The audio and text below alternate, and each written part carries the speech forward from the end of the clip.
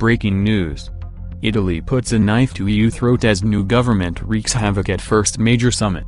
The new Italian government have arrived in Brussels and kicked up a storm at their first major meeting of European Union leaders, potentially delaying the talks until the early hours by blocking all the summit conclusions. A senior EU official has confirmed Rome is behind the stalled talks in the Belgian capital after a press conference, featuring Jean-Claude Juncker, Donald Tusk and Bulgarian Prime Minister Boyko Borisov.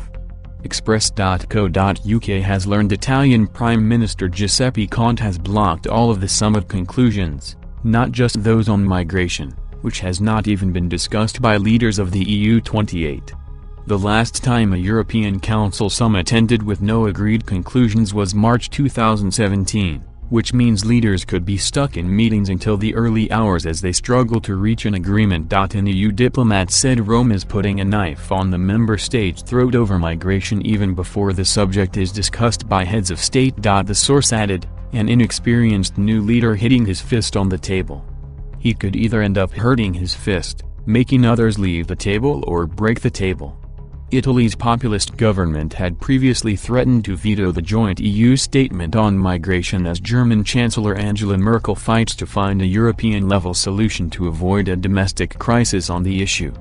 The month-old government in Rome argued the words put on the paper were insufficient to address what could become a fresh migration crisis to replicate the summer of 2015.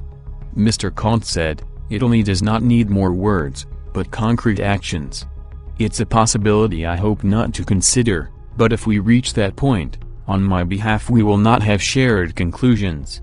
The Italian government has made sharing the responsibility of rescuing migrants being rescued at sea with its EU partners a red line.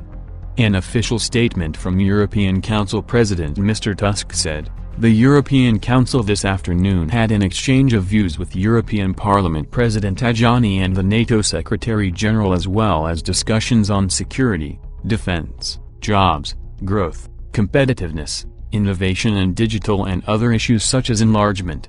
As one member reserved their position on the entire conclusions, no conclusions have been agreed at this stage.